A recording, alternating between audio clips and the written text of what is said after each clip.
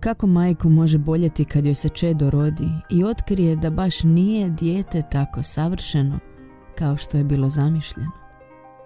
Svijet se tada samo sruši i pustinja se pojavi u duši. Ništa više nije kao prije.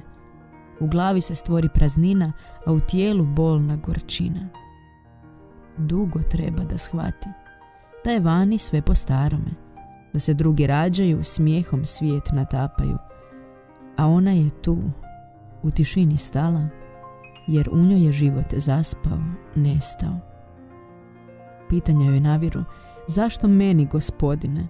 Što sam ja to skrivila? Zašto me tvoja ruka pogodila? Zašto me kušnja zahvatila? A i drugi govore, svoje misli iznose i nalaze uzroke. Zašto je to tako bilo? Što sam krivo učinila? Radost treba da bude i od tebe se očekuje, ali tuga i bol jača nikako ne popušta i život presjeca ko tamna sjena, nadvila se veneš. Tu se miješa strah i tuga, a i radost, a i ljubav. Tu se pitaš kako će život biti, kako ćeš križ taj nositi. I samu sebe oplakuješ, voljela bi nestati.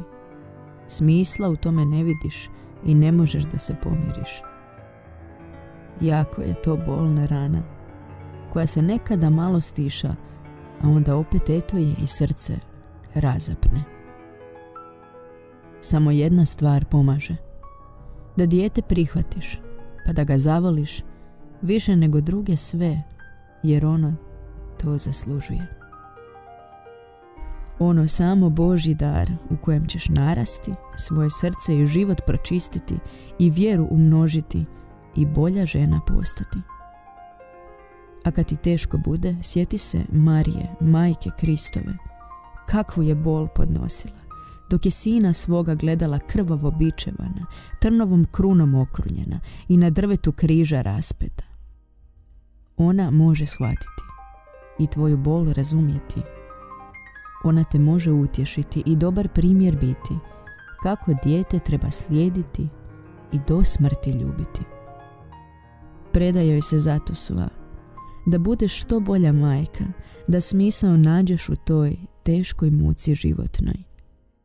I taj križ će biti sladak, lakši od svih drugih, njega ćeš zavoljeti i na njemu ćeš zahvaljivati. Pročisti se duša tu, dobit ćeš dar veliki, te druge majke u boli prepoznati, ruku im pružiti, srce otvoriti i s njima život, bol i radost dijeliti. To dijete te treba više i od tvoje ljubavi diše. Ti ćeš mu zauvijek biti jedina ljubav, čista, iskrena i prava, i to će ti vraćati do beskraja. Samo te rukice slabušne, a tako nježne i blage, mogu u tebi izazvati tu sreću nepojmljivu.